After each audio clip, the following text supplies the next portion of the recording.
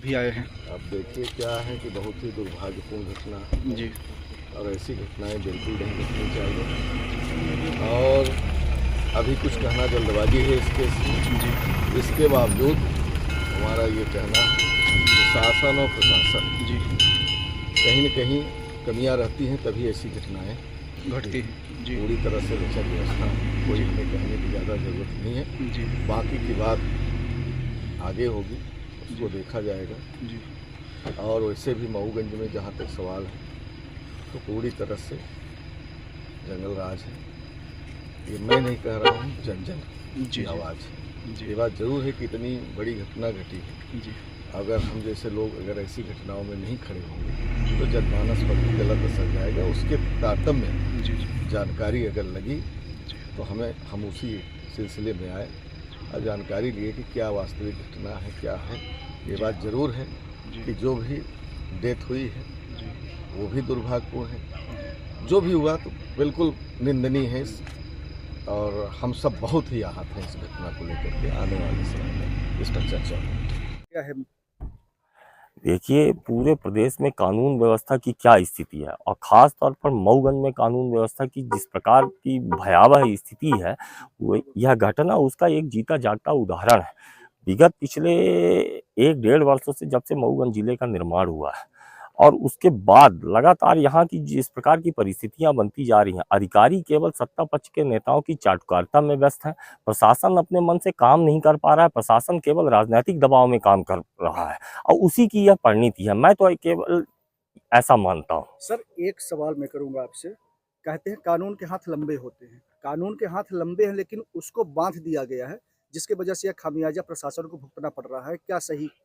नहीं, बिल्कुल आपका यह कहना बिल्कुल सत्य है कि प्रशासनिक अधिकारियों के हाथ पूरी तरह से बँधे हुए हैं।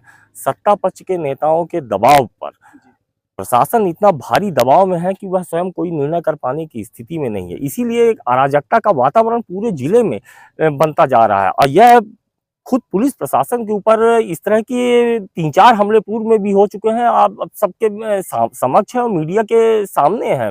मऊगंज की बहुत ही अत्यंत भयावह स्थिति है। मैं तो मुख्यमंत्री जी से निवेदन करता हूँ कि अगर वो तत्काल इन सारी बातों पर ध्यान दें और मऊ जिले की ओर तो खास तौर पर ध्यान दें।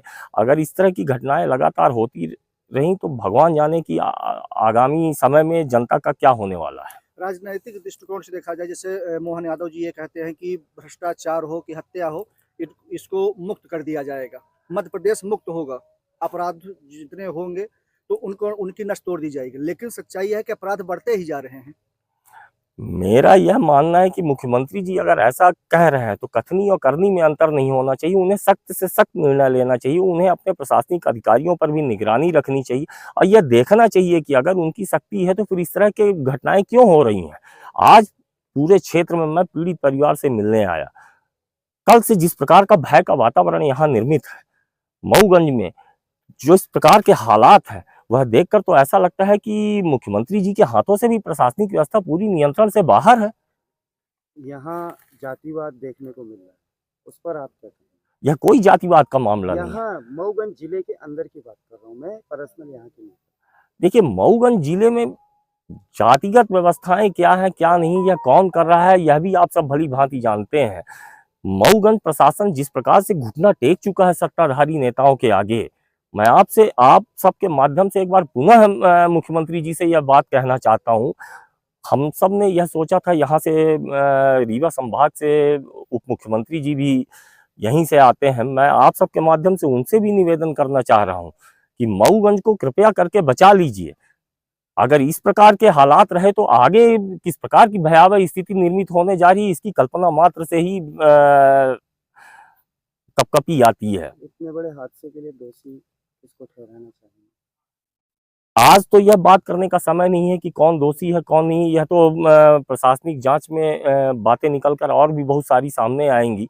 अगर कहीं बात रखनी होगी तो हम सब भी बात रखेंगे। यह समय इस बात का है, इस बात का निर्धारण करने का है कि इस प्रकार की घटनाएँ की पुनरावृत्ति कैसे रोकी जाए और जो भी लोग इसमें शामिल हैं, प्रशासन पूरे निष्पक्ष रूप से इसकी जांच करे। और ये मेरा यह मानना है कि जब अगर निष्पक्षता से जांच होगी तो बहुत बड़े गठजोड़ का इसमें खुलासा होगा और आगे भविष्य में इस तरह की घटनाओं को रोका जा सकेगा। यहाँ के लोगों से यह पता चला है समय से पुलिस यदि आ जाती तो शायद इस हादसे को टाला जा सकता। बहुत सारी बातें हैं, आज ये मेरे द्वारा कहना उचित नहीं कहलाएगा। प्रशासन अपनी जांच कर रहा है, पुलिस अपनी कार्रवाई कर रही है, जैसा मुझे सुनने में आया है। मैं तो फिर आप सबके माध्यम से केवल इतना निवेदन करना चाहता हूँ कि लोगों को न्याय मिले, प्रशासन निष्पक्षता पूर्वक अपना काम करे और आगे इस तरह की कोई घटना न हो इसको सुनिश्चित करे। राजनीतिक दबाव में कार्य न करे। बिल्कुल बिल्कुल जांच होनी चाहिए, निष्पक्ष कार्रवाई बिल्कुल राजनीतिक दबाव से उठकर जब प्रशासन अपने स्तर पे काम करेगा तो निश्चित तौर पर जो भी उचित होगा वही सामने आएगा।